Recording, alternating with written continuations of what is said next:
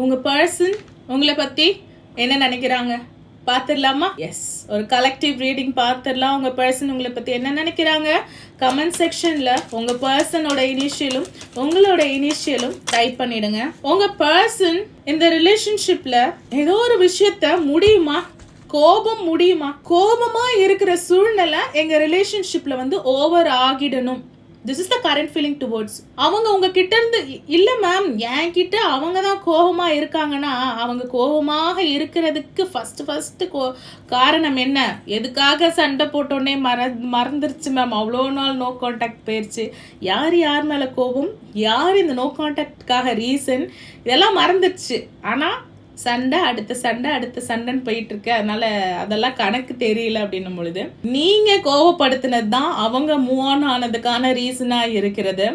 So அவங்க இன்னுமே ஒரு ரீசன் தேடுறாங்க. என்னன்னா பழையபடி பாசமா இருக்கிறதுக்கு ஏதாவது ஒரு வாய்ப்பு இருக்குமா, பழைய மாதிரி என் பர்சன் என்கிட்ட பாசமா இருப்பாங்களா, வந்து பேசுவாங்களா, அந்த ஹோப் இருக்குல்ல, அந்த நம்பிக்கையில் அந்த நம்பிக்கை அவங்களுக்கு போயிருச்சு. நீங்கள் பழைய மாதிரி இருப்பீங்க அப்படின்ற நம்பிக்கை இல்லை மேம், நான் கோபப்பட மாட்டேன், நான் பழைய மாதிரி தான் இருப்பேன், நம்ம ரீகான்சிலேஷன் ஆயிடலாம், சேர்ந்து வாழ்ந்துடலாம் அப்படின்னு நான் எவ்வளோ ஹோப் கொடுத்தாலும் என்னை விட்டு இன்னுமே விலகி தான் மேம் போகிறாங்க அப்படின்னும் பொழுது they need this time.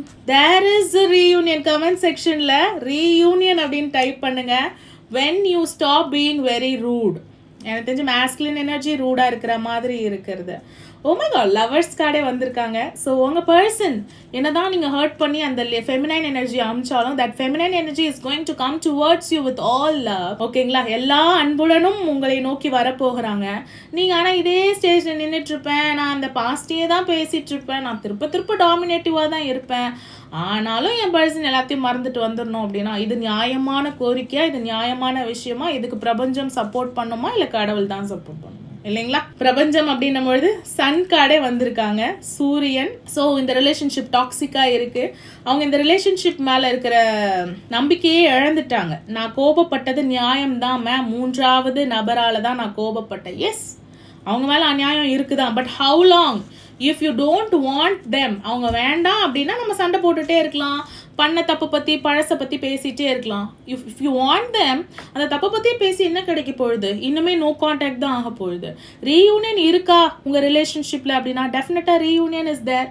But the blockage is you are being very dominative. So அந்த டாமினேட்டிவ் எனர்ஜியை டெம்பரன்ஸாக கொண்டு வாங்க. பியூட்டிஃபுல்லான ரிலேஷன்ஷிப் ரீயூனியனாக அனுபவிங்க. Thank you for